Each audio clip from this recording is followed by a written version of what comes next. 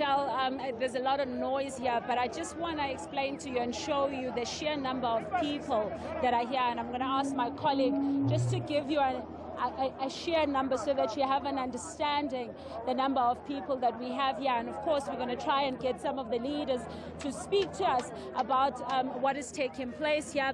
And we know that we hadn't asked you, but can you perhaps give us an idea as one of the leaders here, what are you expecting to take place here? Basically, what's going to happen is that we are going to march, and there is a memorandum that is going to be delivered. We have got one thing in common: different formations, civic movements. We are saying illegal immigration is a problem, and we are saying people who are not documented, they need to leave the country. They need to leave South Africa. We are right now spectators in the township economy. It has been hijacked by people from other countries. We have got people from Somalia. We have got people from Bangladesh that has taken over, informal trade. So we cannot allow a situation like that. So all of us, we are saying 30 June was an ultimatum that was given to the people who are not documented, and the clock is ticking. They need to go back to their countries. And as we speak about that, because obviously it's very important to acknowledge that there are people who have come into the country legally, so who are participating in the economy, who are getting taxes in. What is your view on those people that are participating accordingly? We don't have issues with people who are here legally. Remember, there are scarce skills whereby, we will attract people from other countries. So with the issue of scarce skills, we welcome, the people as long as they are documented. Our issue is people who are here in the country illegally, because one of the risks is that people who are here illegally, when they commit crime, we cannot even find them because we don't have their fingerprints. They are not in the system. So that is a risk. So that is why we are saying people who are not documented, they need to go back to their countries. And we are grateful that already there are some countries that have started busing their people. So there are people, who has been bused, people from Malawi. We've seen them leaving the country. People from Nigeria, they are starting to leave the country.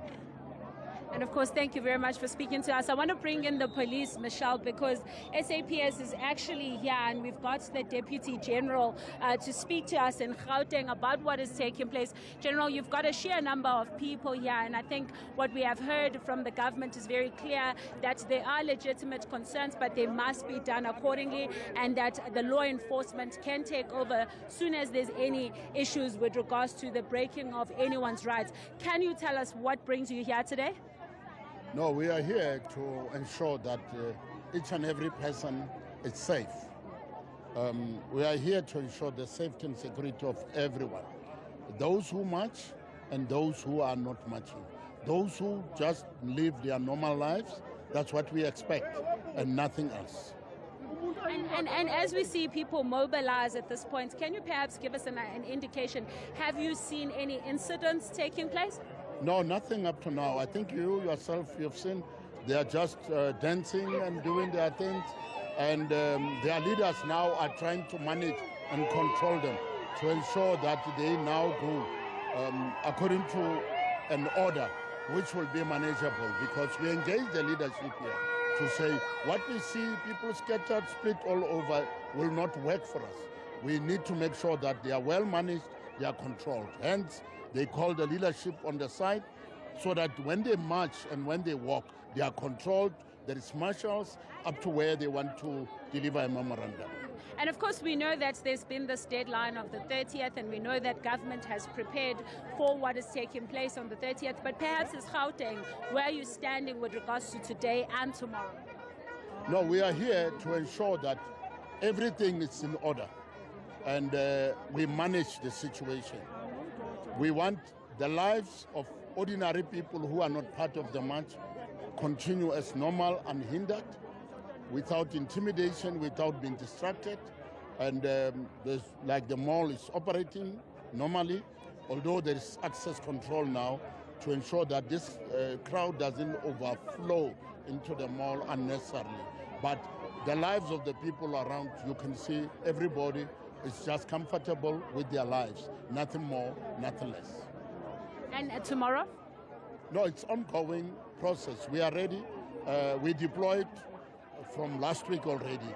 And as you can see, even here, we are a multidisciplinary integrated deployment team comprising of South African Police Service. We have our Johannesburg Metro Police. We have our private security from various companies. I think you've seen even a chopper monitoring the area from up, down. There is drones moving around to monitor the whole situation. Thank you very much, General, for speaking to us. Well, Michelle, that's just an understanding of what the police are going to be doing. But what you're seeing here then is the marchers that are getting ready to march in Soweto. We know that there are various communities that are coming in from Umdeni, from Tladi, from various other parts of Soweto that are going to be part of that march that is headed to Protea Glen. We understand there's going to be a memorandum that will be dropped at Protea Glen, and we are expecting that there are more crowds that will be coming in, Michelle. Yeah, and just hours to go now until tomorrow, and when those expected marches against illegal immigration are set to kick off in various parts of the country. Billy Madlala is tracking this story for us in Soweto. This protest, this march, effectively making its way to the Jabulani Amphitheatre.